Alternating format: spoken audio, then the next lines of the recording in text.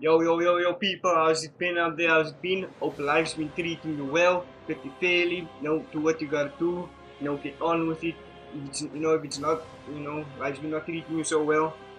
It's only up to you to change it. Fuck life, or destiny, whatever. But basically, I'm not here to talk about that. I'm here to talk about a video that, for me personally, not to bite anyone, but this video personally has been a long time coming. Honestly, this video has been a long time coming for me, and I know a few people. Regardless whether I was gonna do, anime reviews, manga reviews, whether I was gonna do pro wrestling reviews, whether I was gonna do, game reviews, whatever. But I personally wanted to do this video for a long time, and today is that day. So basically, this video is the rise and fall of Supa Strikas. Yes, the rise and fall of Supa Strikas. Now, you may not know what Supa Strikas is. I don't blame you. I don't really blame you. This is, it started out, it's actually a comic book that actually started out in South Africa, and it has taken a few countries by storm.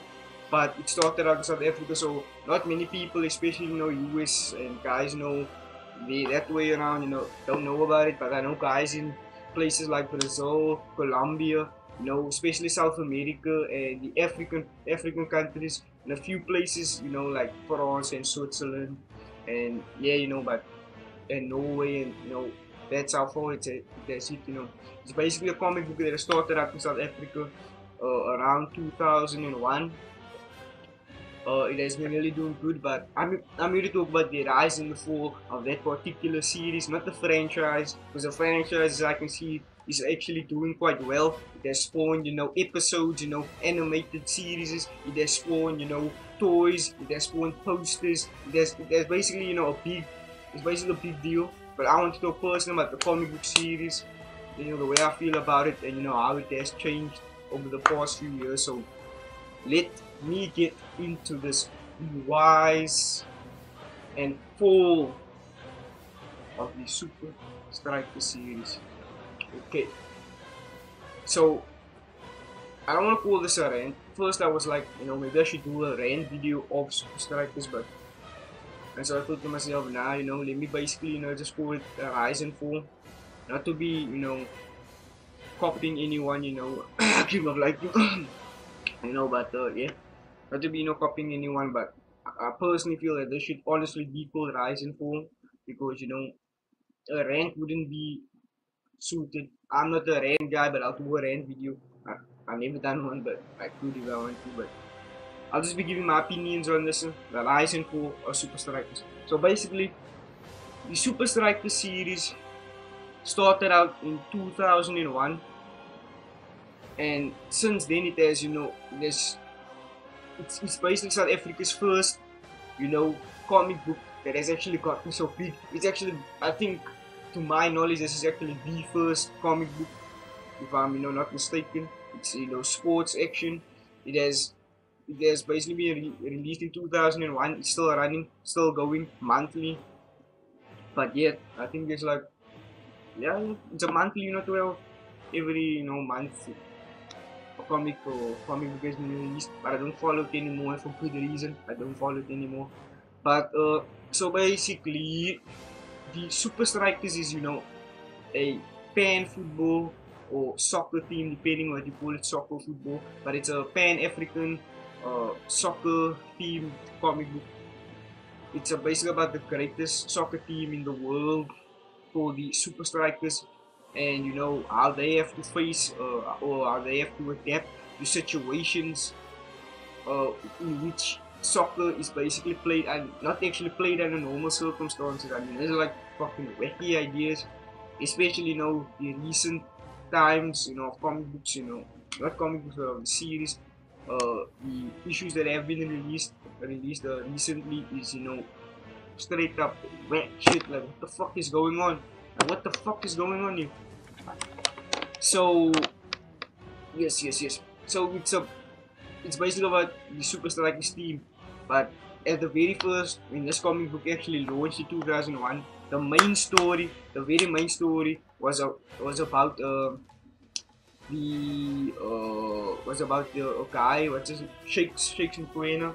He's a boy from Soweto, in the Soweto area of Johannesburg, with him, wanting to follow in his father's footsteps of becoming the greatest soccer player in the world. His father is actually a very successful, very popular football player, and unfortunately, his father died of very mysterious circumstances, which how could I put it? Still this day, I don't think, or maybe I'm wrong. Maybe I should go back and read it, since I have a huge collection, but I only like the earlier issues. But his father's death, still to this day, hasn't been explained. It's been hinted that Vince, I'm not sure his surname, but Vince, his father's arch rival, somehow, had something to do with his father's death, but it still hasn't been revealed to this day. And that's also a flaw, but let me go to the rise quickly. It's about this dude soccer team. He joins the Supa Strikas soccer team, which his father played for. It's a South African soccer team, and now they have to face in the league called the Super League, and now they have to face all these different other types of teams, and in which the best is only the beginning. And this is like some crazy ass shit, but it's basically a league of no more than 8 teams or 16 teams. Okay, it started out as 16 teams, but as the Super League innovation, or I don't know what you call it, but as the Super League has been introduced, it's basically been 12 teams.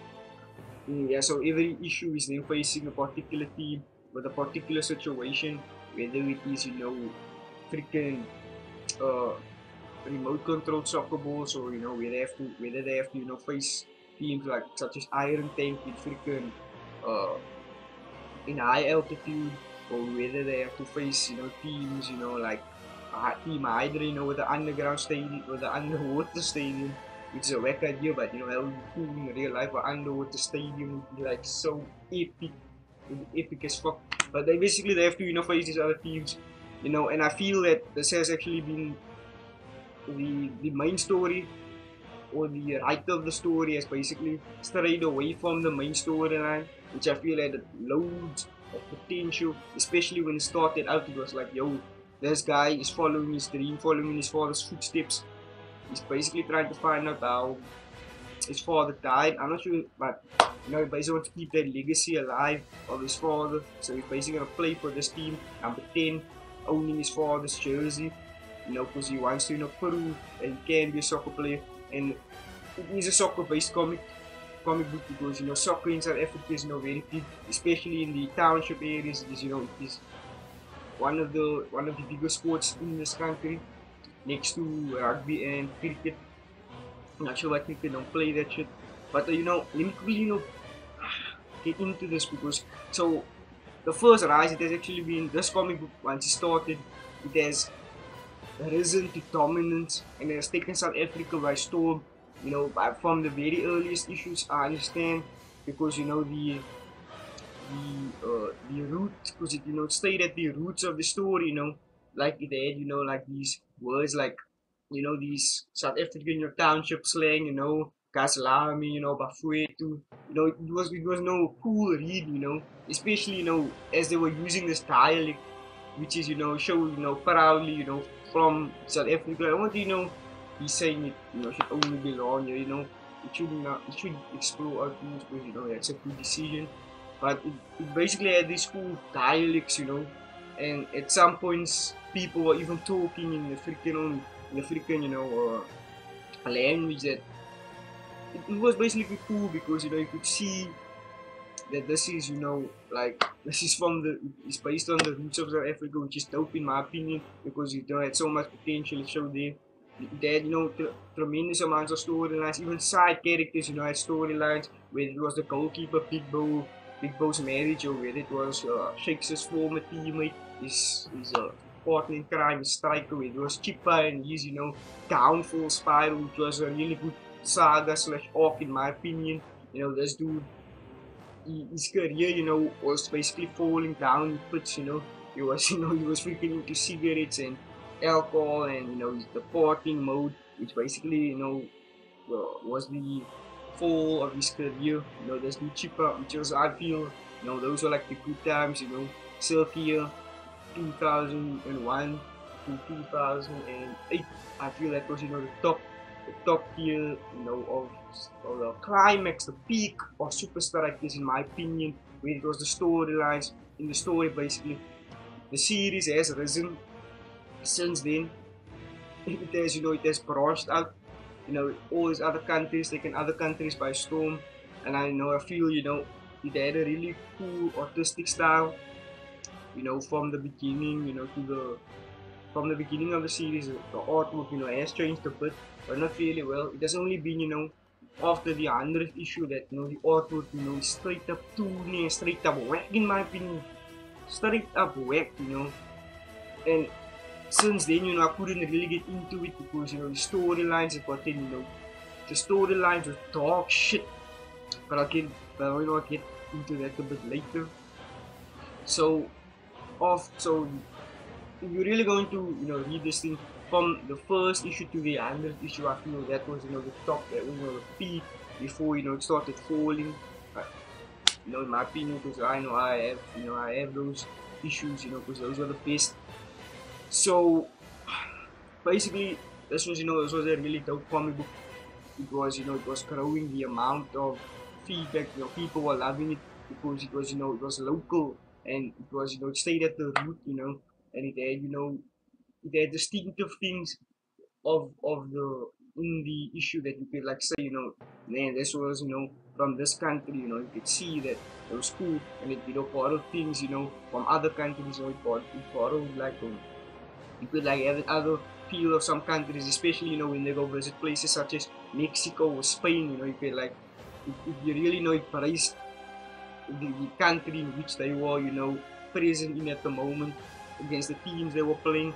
Like I remember they were playing a Mexican team. I'm not sure what the name is, Aztec or so.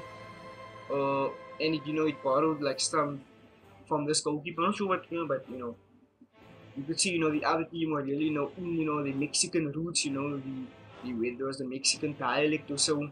And that was really cool. That was that was dope. That was top class, because it was like damn, especially when they go face teams such as from Europe, the countries in Europe such as Norway, and so you could like really see the opposition they were facing, or they really stuck to the country, the roots in the country. So that was dope in my opinion. And yeah, that was cool. That was the highlights of everything, But I feel they should have stuck with the main storyline and a few side stories here and there. But who fucking killed this dude's father? In my opinion, this dude was like killed. He was when it was a car crash. I'm not sure if I remember, but his father died under very mysterious circumstances, which I feel could have made everything nice and cool. And I think there was also this part in the series. I'm not sure if I can call that a fall, because it featured the Shakes had this kind of like superpower in which which was like really some hex shit. That shit was hex, this dude was a freaking OP soccer player, You could like freeze time. You could literally freeze or slow down time while he was playing freaking football against these people. I'm in the zone. They called the zone, in the zone, and everything, just stop everything around him. You could like see the fans, everything was just like frozen. This dude was the only player who could move at that moment, and he was running and he was moving through the opposition like they were ghosts, That was dope. That was like yo. But I think they removed that because it doesn't make sense. Not that it doesn't make sense, but it was extremely X move, and it was very unfair. But how could it be unfair, in a place where freaking the opposition, done everything, to freaking, how could I say, bring you under. So please excuse me. I will quickly be taking this phone call. Okay, I'm back. Quickly take this phone call, which was really fucked up because I was in my flow. I was in my zone, Basically, what the fuck was I talking about now? Oh yeah, about the zone. So basically, this was a real X move. And you know, it made sense, you know, if they removed it, because like I said, it was freaking hacks. Like this dude, it wasn't just realistic, but like I said, you know, in a place where people, you know, they will do anything, you know, to undermine or to defeat the opponent freaking way, you know. Turn players into zombies, which is like, yo, what the fuck, you know, turning players into zombies, what the fuck? Literally mind control. But okay, that was basically when the issue, or when the story, you know, got a bit wacky. But you know, that's you know, that fuck that. So basically, that was you know what, that was back when Supa Strikas was, in my opinion, was hot. You know, was the top notch thing. South Africa, you know, it was, you know, stuck to its roots. You know, the art style changed over the series, but yeah, that was it. So when the series started to take a fall, was when they modernized it, can I say it like that? When they modernized it, when it was basically so big that it started overflowing to other countries. That was when they started changing the entire setup, which was, it's not a bad idea. Like, if you have a product, you want to make it marketable, you want to make it accessible to other people from other countries to use, which is okay. But I feel that story-wise, after they globalized or modernized the comic book, that was when everything started taking a fall, in my opinion. You know, there was no longer the element, you know, it was an element that is, you know, in the comic book, you can say, you know, this you know, this is proudly, not proudly, but it doesn't have that something, you know, because it basically became like every other comic book around there, like every other, you know, sports comic, whatever out there, which was a fail, in my opinion, because this was really dope. It was totally everything. And where they really fell, in my opinion, was in terms of the stories. Like I hinted, you know, the stories have gotten weirder, and it's gotten wacky, and it's gotten, you know, strange. Please tell me in what place, in what world, basically a freaking huge ass asteroid meteor, whatever, aims, you know, for Earth, and this dude, you know, basically shakes as such a, you know, powerful shot or powerful foot that he can basically use a soccer ball to redirect the asteroid to other planet or into space. This thing was basically making its way for Earth. It could apparently, you know, destroy the whole Earth. I'm not sure, I didn't read it. Someone told me about it. And this dude basically has to, you know, has such a powerful shot that he can redirect an asteroid. What the fuck? Like, honestly, what the fuck? Because no man, no, that, no, just no, just no. I understand if you don't want to change things a bit and, you know, spice it up, but you know, you don't go. And like I said earlier, you know, turning players to zombies. What the fuck? Not actually a zombie, but they kind of like turn these other teams techno or what technically to basically to these freaking mindless zombies that obeys every word that the coach says.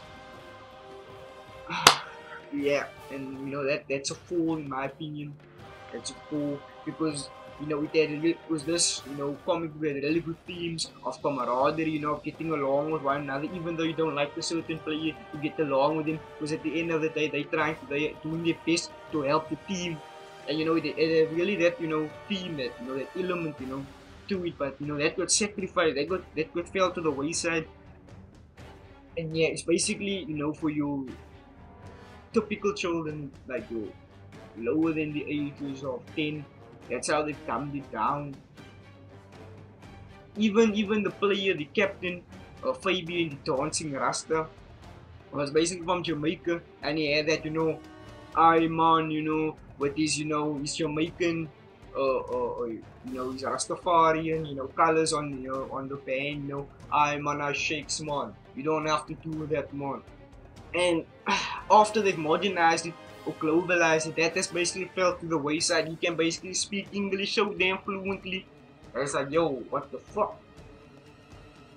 Which all the characters had really, you know, a certain element in them. You know, they had, you know, they really had, you know, things they were embracing from their culture. The only player that actually embraces, or actually you can actually see is from a certain country, or two players is El Matador, or that flamboyance, Spanish, El Matador, Matador, but El Matador, yeah.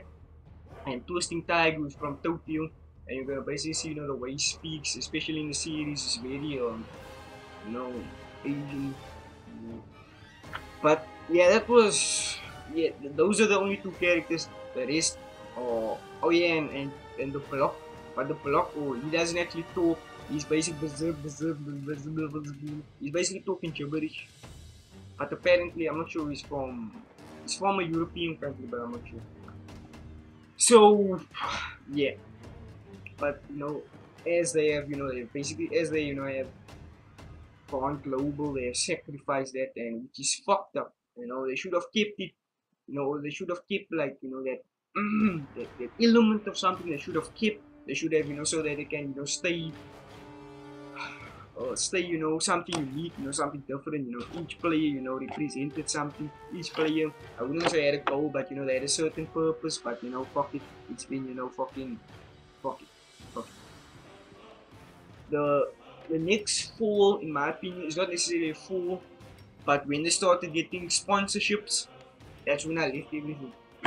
When they started getting these ass load of sponsorships and they started ripping them to death, I was like, yo, what the fuck, man? Just stop it, just stop it. Because now it's getting out of hand. It's gotten ridiculous. First they rock the Celtics, freaking kick it was cool, but now they freaking ripping KFC. What the fuck? Since when a team sponsored by KFC? But what the fuck? Then they started getting sponsorships via Umbro, and now they're rocking these Umbro boots, which are cool, but overload people. What happened to Cool Joe's Soul Power boots, which also another character, nice and cool under pressure. But fuck it, but fucking, he actually had personality. He was like, stay cool, under pressure, analyze everything. The Crossing King, Cool Joe number 7. That dude was like, yo, that dude was like cool. He was like one of my top guys. He was basically, go against the grain. He was, rocking his soul powers, but fuck it. The thing with the sponsorships is, in every fucking page you turn, there's a fucking sponsor. Whether it is a banner, whether it is, fucking Sunday Times, freaking people freaking eating at Spur, or freaking eating at KFC. In every freaking page you turn, sponsorship, sponsorship, sponsorship. Oh, Sunraw. Oh, look there. Game is sponsored by Game now. Freaking Game energy drinks. Freaking rocking that shit, drinking that shit. Yeah. What the fuck, man? South African Road Agency. Oh, South African Road Agency. Oh, what the fuck are they doing in Argentina? When they played against this one team and Lionel Messi? No, not Messi, Messi.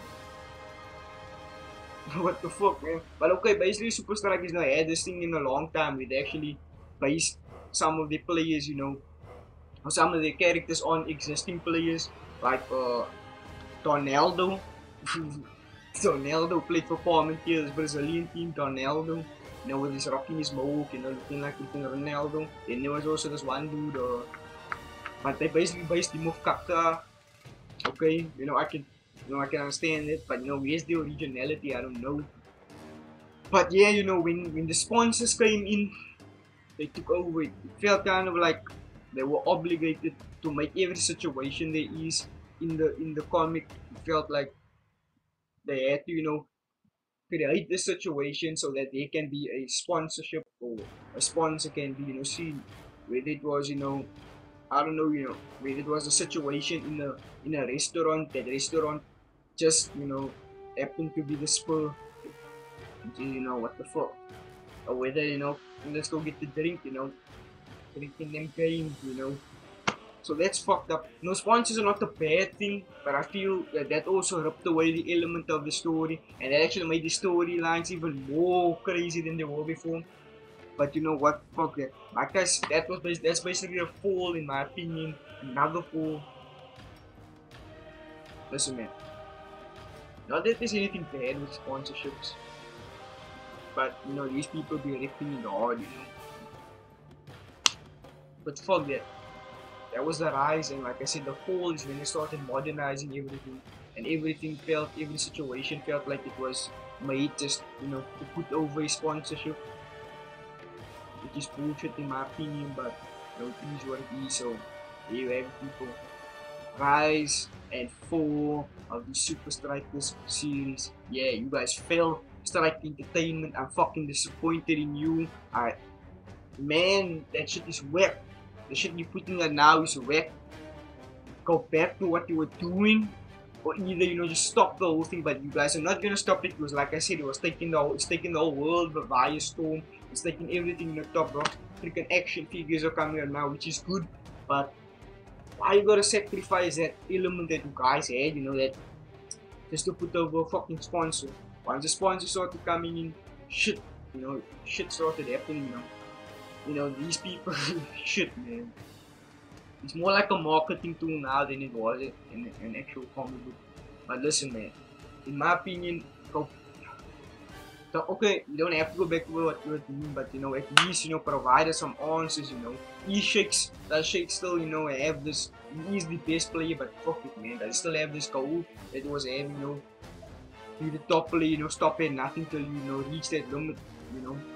What happened to Shakes' father? What happened to Vince and Scara? Those two motherfuckers. Those two are fuckers also, in my opinion. Because Vince, this dude's initial plan was just to, I think it was either to take over Supa Strikas or to just destroy the whole element of that thing, so that his team could basically lift the trophy which his team did. But those two are more kind of like your, how could I say now, your comic relief villains, those type of villains right now. But shit, man, and I think it was also hinted, which is also cool in my opinion, because Scara is actually Scara is actually Vince is actually Scara's uncle, and which was really cool because there was like that certain element of Vince and Shakes' father used to be very best friends, and so was Shakes and Scara. They used to be best friends, but since the team it was basically ripped down in the middle, since Scara couldn't become a Supa Strikas, so he went and joined his uncle Vince, doing their evil shit, or Supa Strikas are doing their shit. That was dope in my opinion, but at least provided some answers. Where the fuck is Shakes' father? Is the dude still alive? Where's Shakes' mother? What happened to her? Yeah, so many unanswered questions, but right now it's just a marketing tool to put fucking sponsors over, which is fucked up in my opinion. Yeah, man, so I'm gonna leave you with that. Yeah, you guys are fucked right now. I'm looking at this, old Supa Strikas shit, and this stuff was the shit. This stuff was the fucking shit. But yeah, we can gotten that. The 10 storylines are over. Over in my opinion. It's not how it used to be. Everything is fucked. Yeah, man. And storylines. Oh, shit. The storylines right now are dog shit. But okay, maybe it's because I dropped it, maybe because I don't read it anymore. But yeah, man, I'm basically leaving you guys with that. The anime savior was a tiny shit. Rise and fall of Supa Strikas, of the series of Supa Strikas. Rise and motherfucking fall. But yeah, that's what it is. I'm out of here. The anime savior doing what it does. Fuck Supa Strikas, never going to that shit again unless it fucking rocks or something. But yeah, fuck that. As you can see, fresh from the barber shop.